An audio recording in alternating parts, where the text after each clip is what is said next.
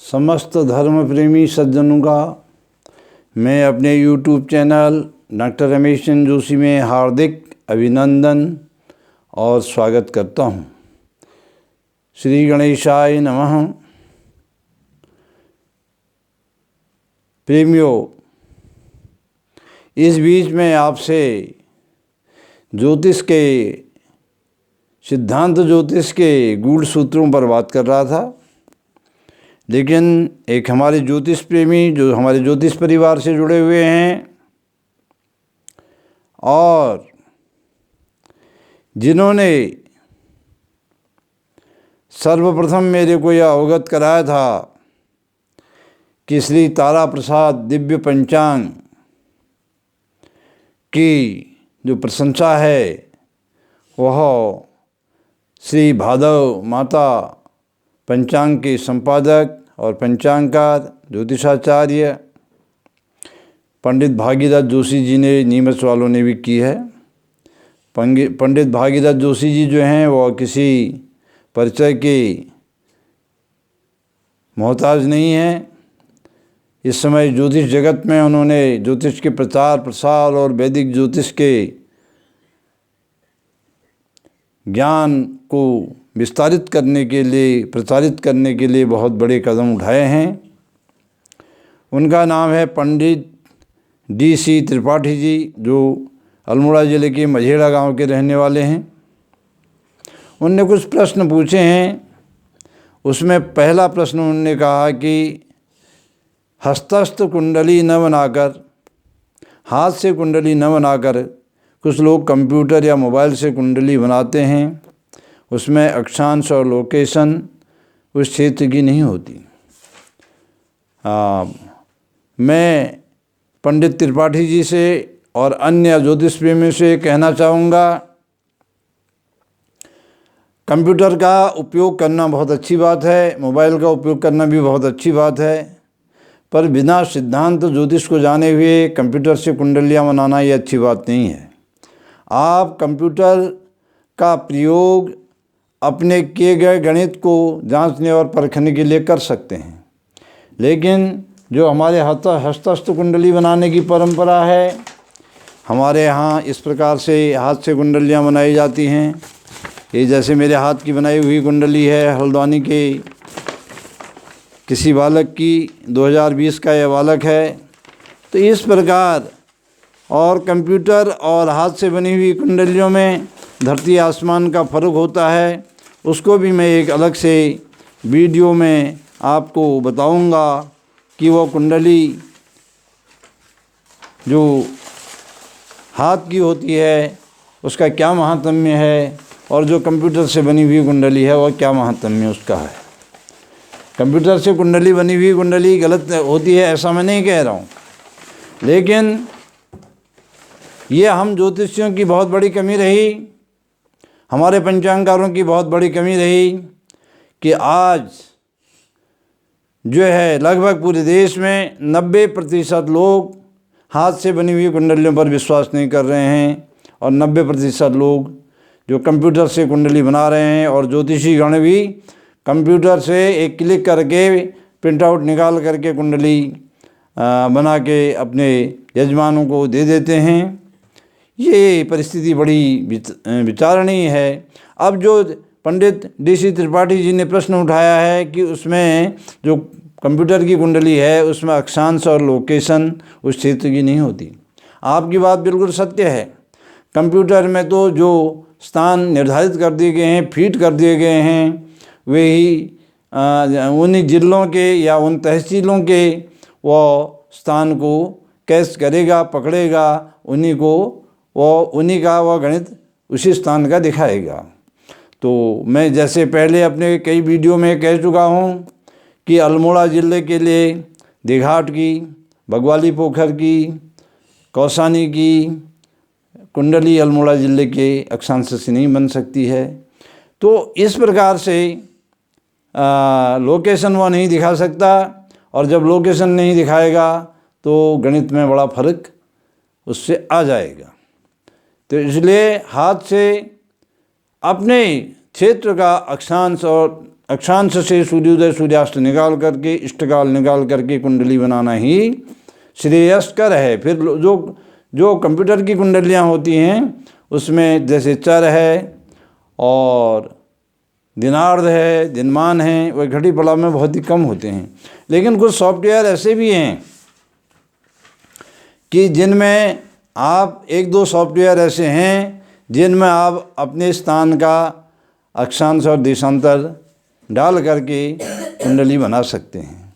पर ये बहुत ही व्यय साध्य होने से आम पुरोहितों की, आम पंडितों की पकड़ से बिल्कुल बाहर हैं।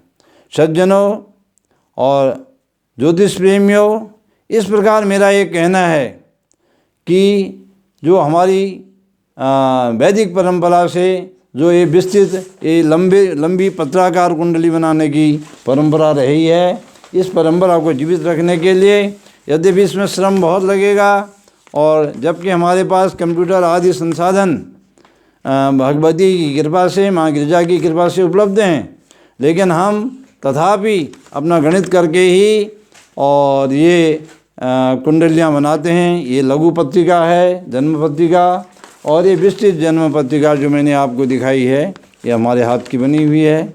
ये हल्द्वानी की है। हमने पहले अपने पंचांग को हल्द्वानी के क्षेत्र के लिए परिवर्तित किया, तब इस कुंडली को बनाया। इस प्रकार से हाथ से ही अपने क्षेत्र का सूर्योदय सूर्यास्त निकाल करके कुंडली बनानी चाहिए। दूसरा प्रश्न पंडित त्रिपाठी जी ने जो उठाया था, मैं सभी प्रश्नों का उत्तर तो आज इस वीडियो में नहीं दे पाऊँगा, लेकिन दूसरा प्रश्न उन्होंने उठाया था सूर्योदय सूर्यास्त इष्टकाल और ग्रहों की डिग्री कंप्यूटर और हाथ से बनी हुई, पंचांग से बनी हुई कुंडली में बहुत भिन्न होती है। आपका कथन 100% सही है। अधिकांश ज्योतिर्विद और अधिकांश पुरोहित जन तो इस बात को जानते भी नहीं। आपने बहुत ही ये इसको हम कह सकते हैं ज्योतिष की भाषा में कि सुलगता हुआ प्रश्न आपने उठाया है। सूर्योदय में भिन्नता क्यों है और सूर्योदय अलग अलग पंचांगों के अलग और समाचार पत्रों के अलग और कंप्यूटर के जो हमारे प्रोग्राम होते हैं, सॉफ्टवेयर होते हैं, उनके अलग अलग क्यों आते हैं? इसका कारण ये है कि कंप्यूटर के और जो मोबाइल ऐप हैं उनके जो सॉफ्टवेयर उनमें डाले हुए रहते हैं वह क्या हैं, वह किस सूर्योदय को लेते हैं। वह जब हमारा जो क्षितिज है, जो पूर्वी क्षितिज है, उसका जो निचला कोना है, निचला नीचे का किनारा है, उसको जब सूर्य भगवान स्पर्श करते हैं तो उसको सूर्योदय मान करके सॉफ्टवेयर के लिए जाते हैं। और कुछ सॉफ्टवेयर में मध्य अर्धबिंब उदय की, जब जो सूर्य का पूर्वी क्षितिज में वह अर्धबिंब ऊपर आ जाता है, अर्ध नीचे रहता है, ऐसी स्थिति को सूर्योदय मान करके वह लिए रहते हैं। और जो हमारे समाचार पत्र हैं, इन समाचार पत्रों में जो सूर्योदय दिया रहता है हल्द्वानी, नैनीताल, दिल्ली आदि का, ये जो निचला किनारा है, नीचे का किनारा, उसको सूर्योदय मान के लिखा रहता है। और सॉफ्टवेयर में अर्धबिंब, कुछ सॉफ्टवेयर में अर्धबिंब और अधिकांश सॉफ्टवेयर में अर्धबिंब ही दिखाया जाता है। और जो हमारा जो सूर्योदय पंचांगों में विशेष करके रहता है, श्री तारा प्रसाद दिव्य पंचांग का संपादक होने के कारण मैं ये कहता हूँ कि जब हमारे सूर्य नारायण क्षितिज, पूरे क्षितिज में पूर्ण बिंब उदय हो जाते हैं, अर्थात जो सूर्य भगवान का सूर्य बिंब का नीचे का किनारा है वह जब पूर्वी क्षितिज के ऊपरी किनारे पर आ जाता है, सबसे नीचे का किनारा, अर्थात सूर्य भगवान पूर्वी क्षितिज पर पूर्ण उदय हो जाते हैं, तो उनको कहा जाता है पूर्ण बिंबोदय सूर्योदय। ज्योतिष में, भारतीय वैदिक ज्योतिष परंपरा में इसी सूर्योदय को ज्योतिष के कार्यों, इष्टकाल आदि के निर्माण के लिए और दशाओं के साधन के लिए उपयोगी माना गया है। इस प्रकार से यही कारण है कि जो कंप्यूटर का सूर्योदय, कंप्यूटर के जो प्रोग्राम हैं उनके जो सूर्योदय हैं सज्जनों, उनका सूर्योदय और जो हमारे पंचांग का सूर्योदय होता है और जो समाचार पत्रों का सूर्योदय होता है उसमें अंतर रहता है। वैसे तो ये इतनी विस्तृत व्याख्या है कि कई वीडियो बनाने पर भी सूर्योदय और सूर्यास्त का जो वार्ता है ये पूर्ण नहीं हो पाएगी, लेकिन फिर भी ये बहुत ही जिज्ञासा भरा प्रश्न पंडित DC त्रिपाठी जी जो मझेड़ा वाले हैं, कभी उनसे मिला तो नहीं हूँ, पर उनके प्रश्नों से लगता है कि वह ज्योतिष के जो है गहन अध्ययन के लिए उनकी जो लालसा और लगन है वो बढ़ी हुई है। और तो मैं उनको धन्यवाद भी देना चाहता हूँ कि उनने ऐसे प्रश्न उठाए।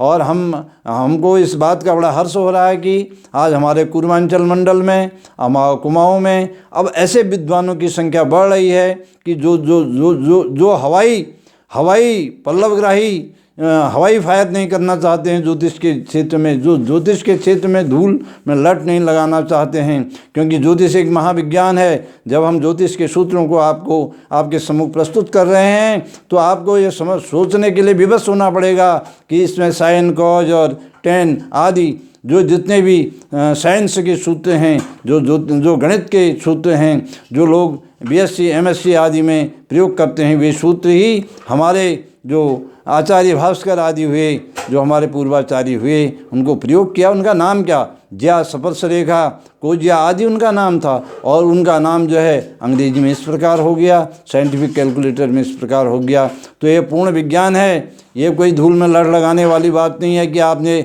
कुंडली उठाई, कंप्यूटर से निकाली और फलादेश कर दिया। इसके मर्म को जानने के लिए जो प्रश्न आज हमारे त्रिपाठी जी ने उठाए हैं वे स्वागत योग्य हैं। मैं ऐसे विद्वानों का हार्दिक अभिनंदन और स्वागत करता हूं। और इनके लिए भगवती गिरिजा माता के हेतु की अनुकंपा से जो ज्ञान हमें अल्प ज्ञान है एक ज्योतिष के विद्यार्थी के रूप में, ऐसे विद्वानों को बांटने के लिए निःशुल्क बांटने के लिए हमारे दरवाजे हर समय खुले हैं और हम बांटेंगे। जो ग्रहों की डिग्री बहुत ऊपर नीचे की आपने बात बताई है, उसका कारण भी यही है कि जब सूर्य बिंबोदय आप किनारे वाला, मध्य वाला या पूर्ण बिंब का मानेंगे, 3 प्रकार से किसी एक प्रकार का मानेंगे, अलग भिन्न भिन्न प्रकार का सूर्योदय मानने पर ग्रहों की डिग्री और ग्रह स्पष्ट में जो अंतर आएगा उसमें भी बहुत अंतर आएगा। इस पर भी मैं बहुत विस्तृत विवेचन करने जा रहा हूँ। यद्यपि जो मेरे वीडियो गणित से संबंधित हैं, ज्योतिर्गणित से संबंधित हैं, ये बहुत सारे लोगों को अच्छे नहीं लग रहे हैं, क्योंकि बहुत सारे लोगों को यहाँ आदत पड़ गई है कंप्यूटर से प्रिंट आउट निकाल करके फलादेश करने की। लेकिन ये बहुत समय तक सफल होने वाला नहीं है। जब ज्योतिष के बड़े विद्वानों का सम्मेलन होगा तो वहाँ ये आप लोग ये ऐसे इस प्रकार से पल्लवग्राही लोग जो ऊपर ही ऊपर फलादेश करने वाले लोग हैं, ये दिखाई नहीं देंगे। इसलिए त्रिपाठी जी आपका बहुत बहुत धन्यवाद कि आपने ऐसे प्रश्न किए। अब जो शेष प्रश्न हैं मैं आने वाले वीडियो में उनका उत्तर आपको दूंगा। और मैं ये सारे पुरोहित वर्ग से और सब विद्वानों से आग्रह करूंगा कि वे हाथ से बनाई हुई कुंडली का ही प्रयोग करें। और हाथ से बनाई हुई कुंडली में जो है उसकी जो महिमा है, उसका जो महात्म्य है, वो भी मैं आपको बताऊंगा आने वाले वीडियो में। और यदि मेरी बातें आपको अच्छी लगें तो सज्जनों, आप हमारे चैनल डॉक्टर रमेश चंद्र जोशी को सब्सक्राइब कीजिए, लाइक कीजिए और लोगों को शेयर कीजिए। और आप लोगों की मंगलमयी कामना के साथ गिरिजा माता के चरणों का स्मरण करते हुए मैं अपनी वाणी को विराम देता हूँ। बोलो गिरिजा माता की जय। भुवन भास्कर सूर्य नारायण भगवान की जय। ओम शांति।